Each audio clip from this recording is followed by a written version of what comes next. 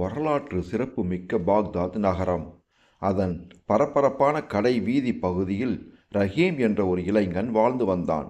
வறுமை அவன் குடும்பத்தை சூழ்ந்திருந்தாலும் அவன் முகத்தில் எப்போதும் ஒரு பிரகாசமான புன்னகையும் மனதில் அசைக்க முடியாத நேர்மையும் குடிக்கொண்டிருந்தது. இறைவன் கொடுத்த வாழ்க்கையை நினைத்து அவன் ஒருபோதும் குறைப்பட்டு கொண்டதில்லை. ஒரு சிறிய குடிசை வீட்டில் தன் வயதான தாயுடன் வசித்து வந்தான் ரஹீம். ஒரு நாள் வீட்டில் சமைக்கக்கூட தானியங்கள் இல்லை. வறுமையின் கோரப்பிடியில் என்ன செய்வதென்று தெரியாமல் ரஹீம் கவலையுடன் அமர்ந்திருந்தான். அப்போது அவனது தாய் பாசத்துடன் அவன் தலையை வருடி ஒரு பொன்னான அறிவுரையை கூறினார். என் அன்பு மகனே, கலங்காதே. இது அல்லாஹ் நம்மை சோதிக்கும் நேரம். இந்த வறுமையிலும் பொறுமையாகவும் நேர்மையாகவும் இருப்பதே நமக்கு அழகு. தவறான வழியில் வரும் செல்வம் ஒருபோதும் நமக்கு நிம்மதியை தராது.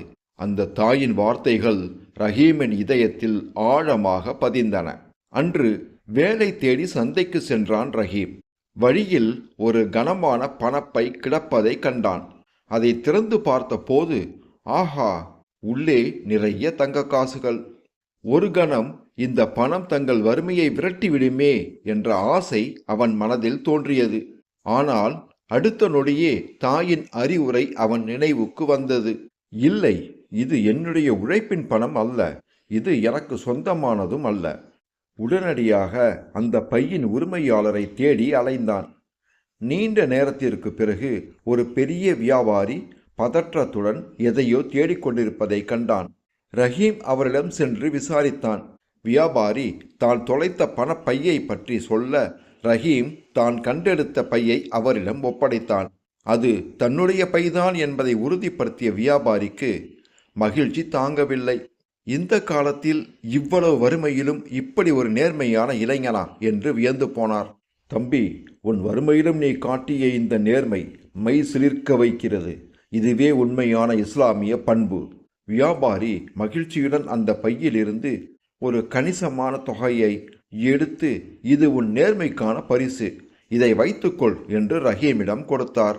ரஹீம் அல்லாஹுவுக்கு நன்றி செலுத்தி அதை பணிவுடன் பெற்றுக்கொண்டான். அந்த பணம் அவனது குடும்பத்தின் வறுமையை போக்கியது. ஆம் நேயர்களே, இந்த கதை நமக்கு உணர்த்தும் பாடம் இதுதான். வாய்மையே வெல்லும். நேர்மை நன்மை பயக்கும். பிறர் பொருளுக்கு ஆசைப்படாமல் கஷ்ட காலத்திலும் நாம் நேர்மையாக நடந்து கொண்டால் அல்லாஹ் அதற்கான நற்கூலியை இம்மையிலும் மறுமையிலும் நிச்சயமாக வழங்குவான். புனித குர்ஆன் கூறுகிறது, நிச்சயமாக அல்லாஹ் நேர்மையாளர்களை நேசிக்கிறான். உங்கள் அன்பான ஆதரவை சப்ஸ்கிரைப் செய்து தாருங்கள்.